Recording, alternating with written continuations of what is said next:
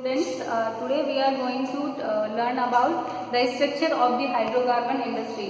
So, structure of hydrocarbon industry, it means there will be three parts. It will work upstream, downstream and midstream. In the upstream, we will cover the exploration, development and production of the oil and gas fields. ठीक है? In exploration we will search and find the oil and gas. We will look for the oil and gas. For that, we will conduct various activities like geological and geophysical activities. That is called G&G activities. In geological activities, we will form the some geological. We will prepare some geological maps to find out where the oil and gas lies in the rock, and then we will conduct the seismic survey. In geophysical survey, we will conduct the seismic survey. In seismic survey, we will send the sound waves or shock waves to the rock surface. So, in the oil bearing formation, the oil bearing rocks reflect the shock waves and it is collected by the seismophone. Seismophone means अलग अलग होगा, ये एक equipment होता है जो कि shock wave के वाइब्रेशंस होंगे या उनके जो भी रिजल्ट होंगे उनको रिकॉर्ड करेगा. अगर ऑनशोर की बात करते हैं, ऑनशोर मीन्स कोई भी लैंड पे जो भी वेल है अपना, अगर लैंड में मिल रहा है तो उसको ऑनशोर बोलते हैं. और अगर अपन ओशन में जाके सेम चीज oil and gas find out करते हैं तो उसको बोलते हैं ऑफशोर. ठीक है, तो ऑनशोर में जो सेस्मोफोन होगा उसको बोलते हैं अपन जियोफोन, और अगर ऑफशोर में होगा तो उसको बोलते हैं हाइड्रोफोन. ठीक है, तो उसके थ्रू अपन पहले पता करेंगे कि कहाँ पे अपना ऑयल एंड गैस है, मीन्स की discovery of oil and gas. Then आता है डेवलपमेंट. डेवलपमेंट कब होगा? Development means even if you find the oil, हमें ऑयल मिल चुका है, but it is not necessary that it will give commercially sustainable production. So that for that we will drill more wells, number of wells to develop the field, so that we can reach our target and we can make money from that field. Then it comes to forest facilities.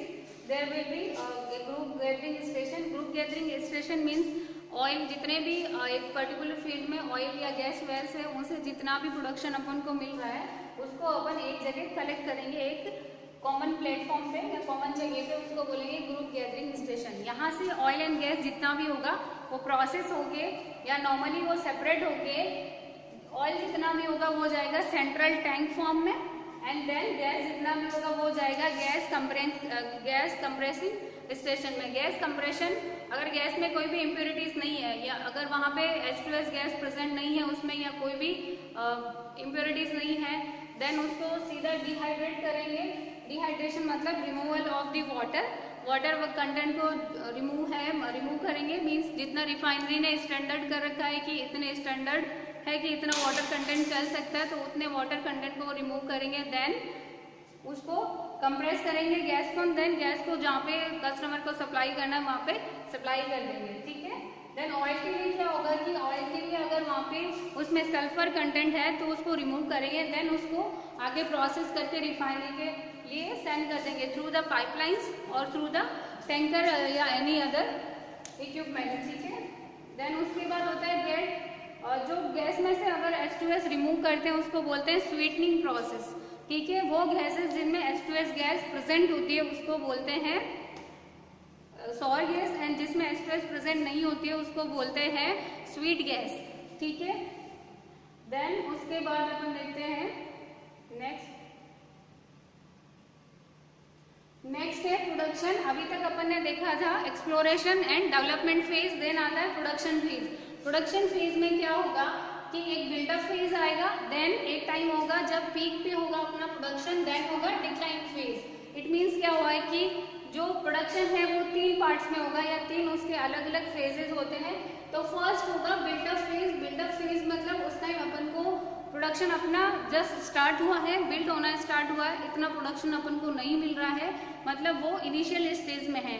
Then ऐसा होगा कि एक बार में जितने भी field में well है वो सारे प्रोड्यूस कर रहे हैं, उनसे एनफ अमाउंट में अपन को ऑयल एंड गैस मिल रहा है, तो अपना प्रोडक्शन एक पीक पे होगा, मतलब एक हाईएस्ट पॉइंट पे होगा जब अपन को पूरा इकोनॉमिकली सस्टेनेबल प्रोडक्शन अपन को उस पर्टिकुलर फील्ड से मिल रहा होगा। देन उसके बाद क्या होगा कि धीरे धीरे जैसे जैसे अपन प्रोडक्शन लेते जाएंगे ऑयल एंड गैस का, तो धीरे धीरे जो भी प्रोडक्शन है वो डिक्लाइन करता जाएगा, ठीक है। देन उसके बाद होता है what is the difference between basin and the field. Basin means क्या हुआ, जब उससे particular upon before the production start from a field it is called a basin.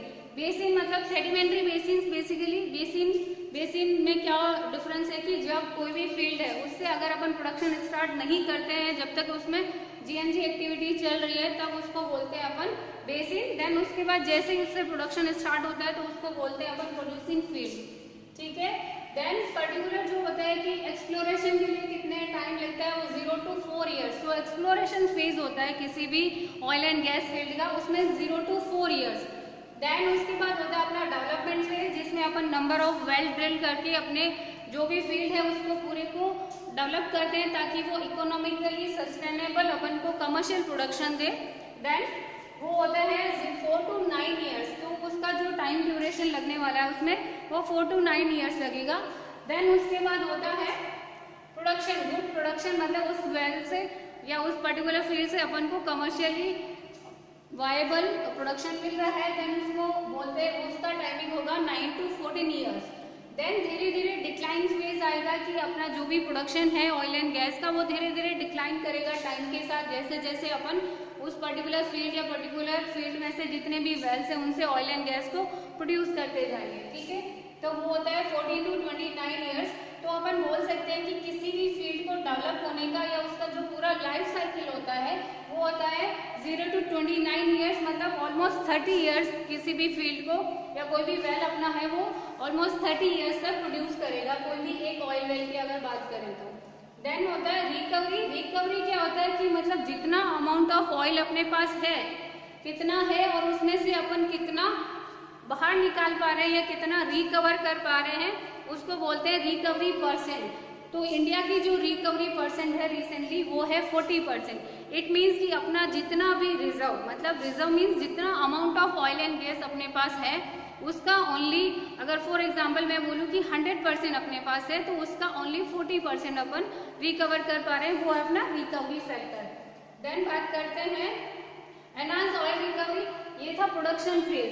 जैसे अपन बोल रहे हैं कि प्रोडक्शन फेज में एक फेज आता है जब प्रोडक्शन अपना डिक्लाइन करता है, मतलब कि अपना जो भी ऑयल एंड गैस प्रोड्यूस हो रहा है वो धीरे धीरे कम होना स्टार्ट हो जाता है, प्रोडक्शन अपने आप से आना बंद हो जाता है। तब उसको रिकवर करने के लिए अपन कुछ टेक्निक्स या कुछ मेथड्स यूज करते हैं, उनको बोलते हैं enhance oil recovery methods.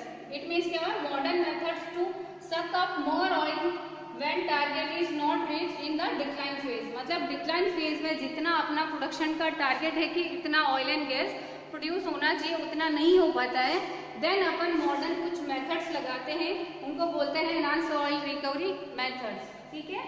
Then उसके बाद 22 कॉस्ट की बात करते हैं कि कौन से फेज में कितनी कॉस्ट आएगी अपनी, ठीक है। जो टोटल एक वेल की कॉस्ट आती है किसी भी वेल को ड्रिल होने में, तो जो 10 to 20% है टोटल कॉस्ट का, वो 10 to 20% ओनली एक्सप्लोरेशन में हो जाता है। मतलब जब अपन सर्च कर रहे हैं oil, we are in the search of oil and gas, उस टाइम अपना जो कॉस्ट लगेगा वो टोटल कॉस्ट का 10 to 20% होगा एक्सप्लोरेशन फेज में।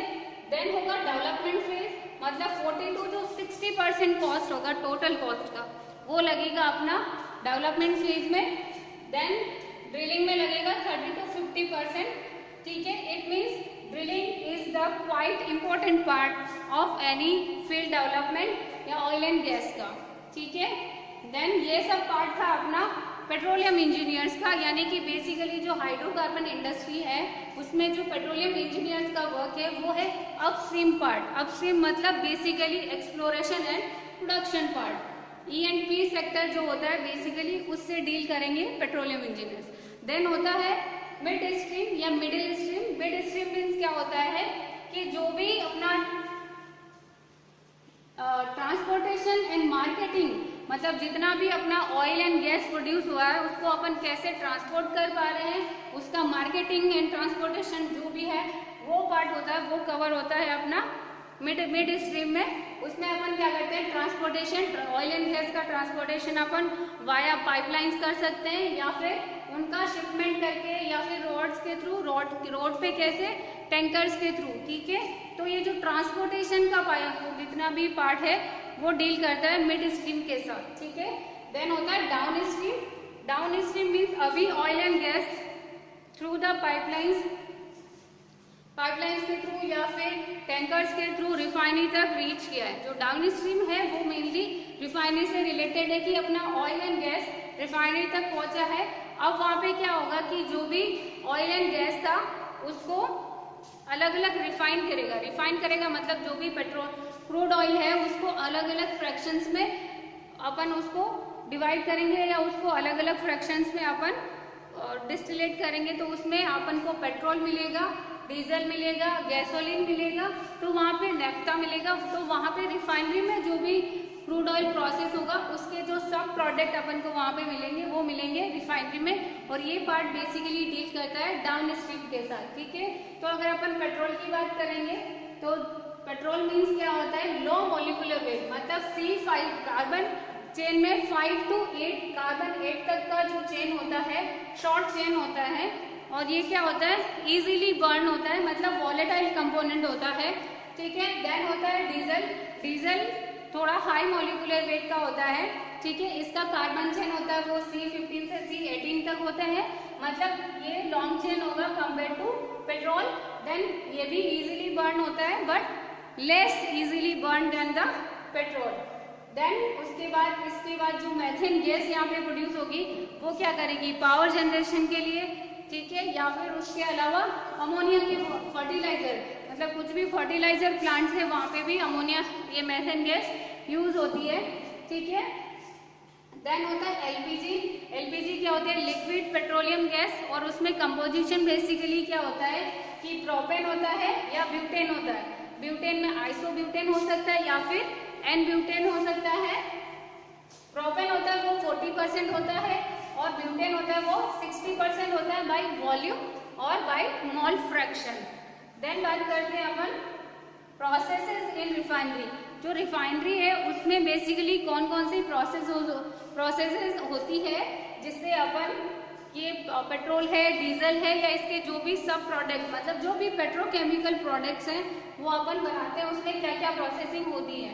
तो उसमें प्रोसेसिंग होगी सेपरेशन की, क्रैकिंग की, मतलब कोई भी लॉन्ग चेन हाइड्रोकार्बन्स की है तो उसको क्रैक करेंगे, मतलब उसको शॉर्ट चेन में कन्वर्ट करेंगे।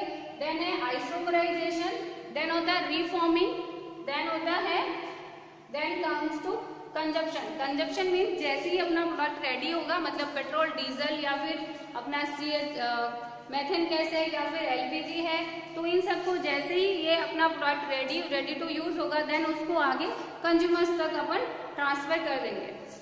Thank you.